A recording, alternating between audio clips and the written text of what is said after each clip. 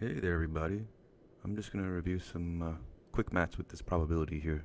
Easy stuff. All right, we have the probability of flipping a coin, and the probability of rolling a dice, or rolling dice, more than one. Yeah.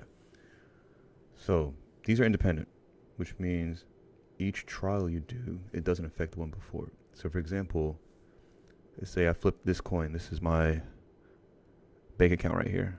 I withdrew this just for you today. I have to put it back so I don't lose any more money. All right. So if I flip that coin, I can either get heads or tails. So the probability of me getting heads is 1/2 heads, or probability of getting a tails is also 1/2. So let's say I flip once and I get a heads. I had a half chance to get a heads. When I flip twice and get a heads and a tails? Oh, well, each time it's gonna be 1/2. So probably getting a heads and a tails. You multiply these two because they're independent. It equals 1/4. What's the probability of flipping 3 heads? Oh, well, 1/2 times 1/2 times 1/2. That equals 1/8. So here, each time you see how these aren't changing. It stays the same. That probability stays the same because they're independent. Each trial, I have a 1/2 chance of getting a heads or a tails. Just like when I'm rolling some dice, what's the probability of me getting a 4? Well, there's 6 numbers on the dice, 1 through 6. So the probability of getting a 4 is 1/6. What's the probability of me getting 2 4s? Oh, rolling a 4 and then a 4. Oh, it's going to be 1/6 times 1/6 because this trial didn't affect this one. It's the same each time. It's going to be 1 out of 36. And it just continues like that.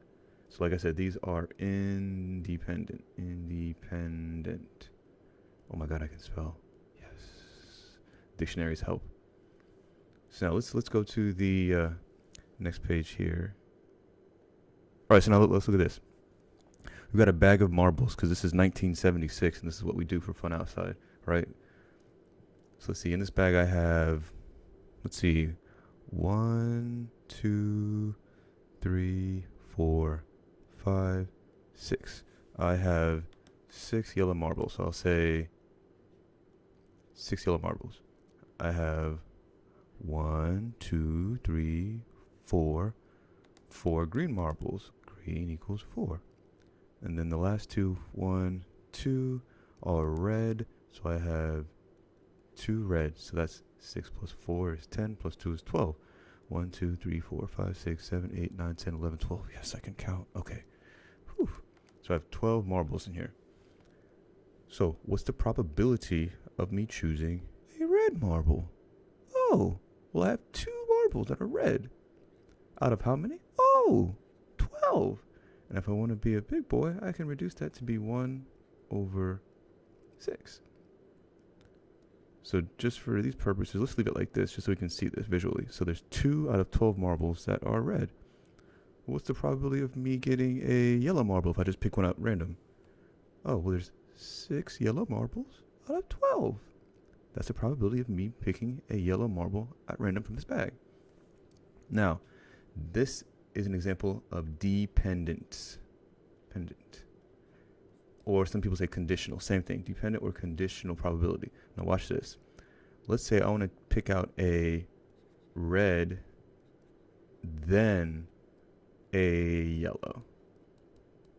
Well, let's see what happens. So in this bag, I have 12 marbles. So I can get 2 out of 12. So let's say I picked out a red. That was my chance. 2 out of 12.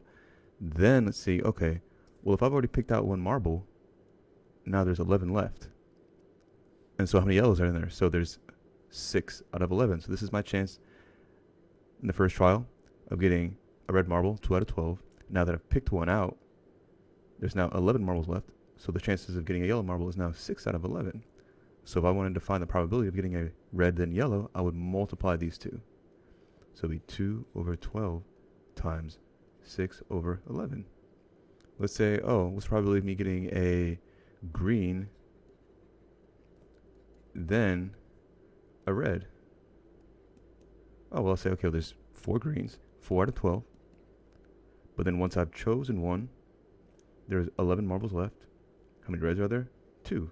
So my probability would be 4/12 times 2/11.